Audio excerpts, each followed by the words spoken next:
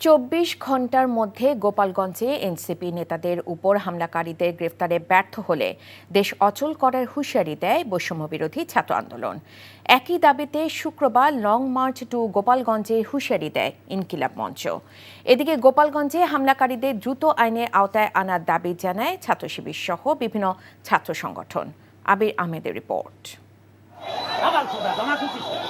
গোপালগঞ্জে এনসিপি নেতাকর্মীদের হামলার প্রতিবাদে বুধবার বিকেলে কিছুক্ষণের জন্য শাহবাগ ব্লকেট করে রাখে বৈষম্যবিরোধী ছাত্র আন্দোলন ও ফ্যাসিবাদ বিরোধী কয়েকটি সংগঠনের সদস্যরা। পরে ব্লকেট ছেড়ে দিয়ে সড়কের একপাশে অবস্থান নেয়। আর সন্ধ্যায় সংবাদ সম্মেলন করে ৩ দফা দাবি জানায় বৈষম্যবিরোধী ছাত্র আন্দোলনের সভাপতি রিফাত রশিদ। ২৪ ঘণ্টার মধ্যে গ্রেফতারে ব্যর্থ হলে কঠোর কর্মসূচির হুঁশিয়ারি দেন তিনি।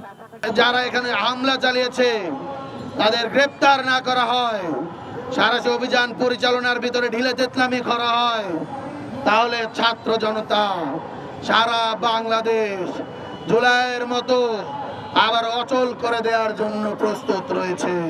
সারাশি অভিযানের মাধ্যমে এই সন্ত্রাসী আওয়ামী সন্ত্রাসীদের গ্রেপ্তার সেটা বাস্তবায়ন না হলে আমরা আগামীকালকে আমাদের কর্মসূচি জানিয়ে দেব। গোপালগঞ্জ হামলার প্রতিবাদে বিক্ষোভ মিছিল করে ইনকিলাব মঞ্চ। মিছিলটি রাজু ভাস্কর্য থেকে শুরু করে ঢাকা বিশ্ববিদ্যালয়ের বিভিন্ন জায়গা প্রদক্ষিণ করে শাহবাগ থানার সামনে এসে শেষ হয়। এ সময় ফেসিবাদের দোসরদের বিচার দাবি করা হয়। গোপালগঞ্জে বাঁচাইয়া রাইখা আসিফ মাহমুদ আর মাহফুজ চেয়ারে বসো ভাই, ফেসবুকে পোস্ট দাও, আমার ভাইদের উপরে আক্রমণ হয়, তুমিও তো সরকার, কেন সরকার থেকে পদত্যাগ করতেছো না বলো? যদি বিচার করতে পারো পারবা, নইলে আগামীকালের মধ্যে যদি বিচারও না শুরু হয় আর মাহফুজ আর আসিফ তোমরাও যদি ক্ষমতা আঁকড়াইয়ে ধরো, সবার আগে তোমাদের বিরুদ্ধে গণ আন্দোলনের ডাক দেয়া হবে। তোমরা পদত্যাগ করো, এরপরে চেয়ারে প্রত্যেকটা সুশীলকে আমরা টানাই আইনা জনতার আদালতে আমরা বিচার করবো ইনশাআল্লাহ। একই ঘটনায় ঢাকা বিশ্ববিদ্যালয়ের রাজু ভাস্কর্যের সামনে বিক্ষোভ মিছিল করে ছাত্র শিবির।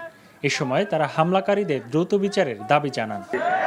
আমরা বিপ্লবের পর থেকে বলছিলাম, এই গোপালগঞ্জের মধ্যে যত ফ্যাসিস্টরা আছে, খুনি হাসিনার যত দোসররা আছে, তাদেরকে বাংলাদেশ থেকে নিচ্ছিন্ন করতে হবে। এদিকে এ ঘটনায় প্রতিবাদ ও বিক্ষোভ মিছিল করেছে বিশ্ববিদ্যালয়ের সাধারণ শিক্ষার্থী ও আরও কিছু ছাত্র সংগঠন। Abir Ahmed, NTV news, Dhaka. Bundle থাকলে প্রতি সেনমানিতে টাকা বাঁচবে। বিকাশ সেনমানি বান্ডেল কিনে জিতুন প্রতি লেনদেনে।